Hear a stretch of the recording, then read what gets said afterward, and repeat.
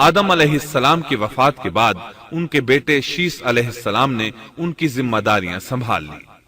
اب تبلیغ کا کام انہیں کرنا تھا۔ ادھر قابیل جو نرم زمین میں جا آباد ہوا تھا، اس کی اولاد نے فتنہ و فساد اور سرکشی کی زندگی اختیار کی۔ انہوں نے قتل و غارت گری کا بازار گرم کر دیا۔ یہ لوگ آدم علیہ السلام کی قوم کے پاس سے گزرتے تو وہاں بھی فساد مچاتے۔ ابن عباس رضی اللہ عنہما سورۃ الاحزاب آیت 33 کی تفسیر کرتے ہوئے فرماتے ہیں، پرانے زمانے کی جاہلیت کی طرح اپنے بناؤ کا اظہار نہ کیا کرو۔ اس وقت دو نسلیں آباد تھیں، ایک پہاڑ پر اور دوسری نرم زمین پر۔ پہاڑوں کے مرد خوش شکل تھے، عورتیں سیاہ فام تھیں، جبکہ زمین والوں کی عورتیں خوبصورت تھیں اور مردوں کے رنگ سانولے تھے۔ اب ابلیس نے اپنا کام شروع کیا۔ وہ انسانی شکل میں نرم زمین والوں کے پاس آیا اور ایک شخص کا غلام بن کر رہنے لگا۔ پھر اس نے بانسری شکل کی ایک چیز ایجاد کی اور اس کو بجانے لگا۔ لوگ اس آواز پر لٹو ہو گئے، اس کے گرد بھیڑ لگا کر سننے لگے۔ پھر ایک دن میلے کا مقرر ہو گیا، اس میں ہزارہا مرد اور عورتیں جمع ہونے لگے۔ اتفاق سے وہاں ایک دن ایک پہاڑی آدمی بھی آ گیا۔ اس نے میدانی عورتوں کے حسن و جمال کو دیکھا۔ اس نے اپنے قبیلے والوں سے ان کے حسن و جمال کا ذکر کیا۔ اب وہاں کے لوگ کثرت سے میدانی علاقے میں آنے لگے۔ اس طرح آہستہ آہستہ مردوں اور عورتوں میں اختلاط بڑھا، بدکاری اور زناکاری عام ہوئی، جبکہ یہ سب کام شیس علیہ السلام کی شریعت میں حرام تھے۔ یہ سب بیان کرنے کے بعد ابن عباس رضی اللہ عنہما کہتے ہیں، اللہ تعالیٰ کے قول وَلَا تَبَرَّجْنَ تَبَرُّجَ الْجَاهِلِيَّةِ الْأُولَى کی یہی تفسیر ہے، اور قدیم جاہلیت سے یہی مراد ہے، کیونکہ ان لوگوں نے زمین میں ایک عظیم فساد اور انتشار برپا کر رکھا تھا۔ شیس علیہ السلام اپنی قوم کے لوگوں کو سمجھاتے رہے کہ وہ ان شریر اور فسادی لوگوں کے ساتھ میل جول نہ رکھیں، لیکن شیطان مسلسل انہیں ورغلاتا رہا، یہاں تک کہ شیس علیہ السلام کے ساتھ بہت تھوڑے لوگ رہ گئے اور قابیل کی قوم میں بہت اضافہ ہو گیا۔ لوگ یوں ہی زندگی بسر کرتے رہے، یہاں تک کہ اللہ تعالیٰ نے ان میں ادریس علیہ السلام کو مبعوث فرمایا۔ اس بار ہم آپ کے لیے پیش کر رہے ہیں قصص الانبیاء۔ انسان کی فطرت میں کہانی یا قصص سے دلچسپی روز اول ہی سے پائی جاتی ہے۔ قصص کا لفظ عام طور پر کہانی یا داستان کے لیے استعمال ہوتا ہے، لیکن قرآن مجید میں انبیاء کے جو قصے بیان کیے گئے ہیں ان کی غرض و غایت کچھ اور ہی ہے۔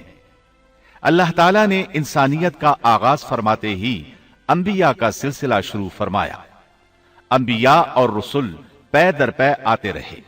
کہا جاتا ہے کہ رسولوں کی تعداد 300 سے زائد ہے اور انبیاء کی تعداد 1,24,000 سے زائد ہے۔